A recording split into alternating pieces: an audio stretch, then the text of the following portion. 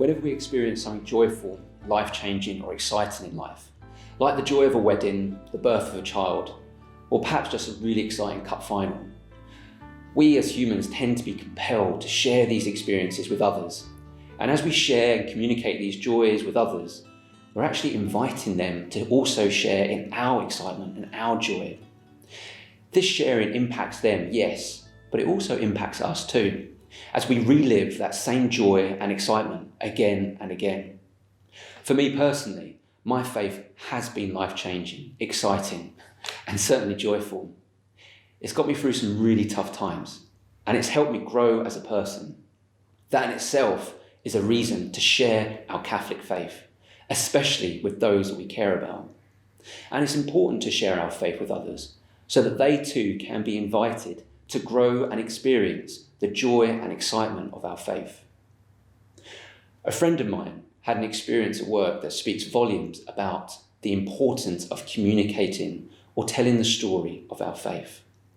She was at work when her colleague's radio started playing Joan Osborne's "If God Was One of Us." Her colleague looked thoughtful for a moment and said, "Wouldn't that be a great idea for a story?"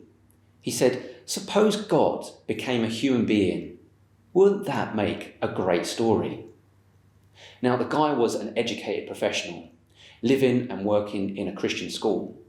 Yet he was genuinely surprised when it was explained to him that this story idea was in fact the great story of Jesus, which had dominated Western history for some 2,000 years.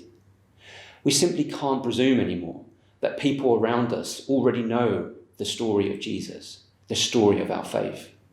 On the contrary, we have to presume that many people don't know the basic facts of our faith, or that a good deal of what they know may be wrong, or that they don't know how parts of the story all fit together to make a whole, and that they don't know how or what the story means for them personally, for their families, their friends, their neighbours, colleagues, or even the world.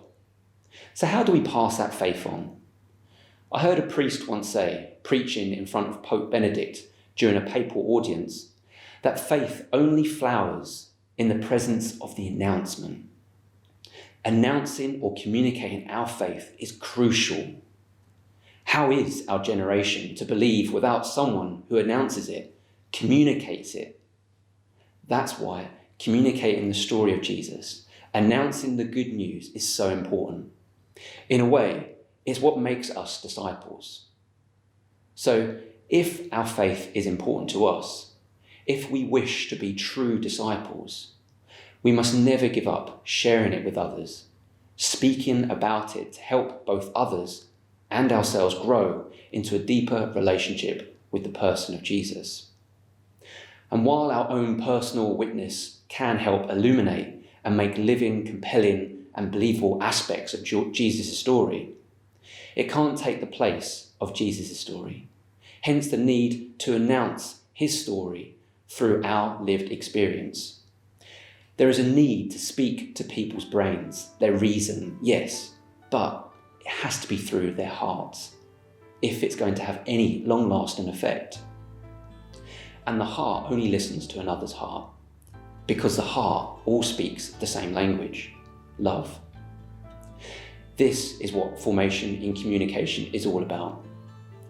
It's what St. John Henry Newman describes as heart speaking unto heart, growing in faith and growing as an individual.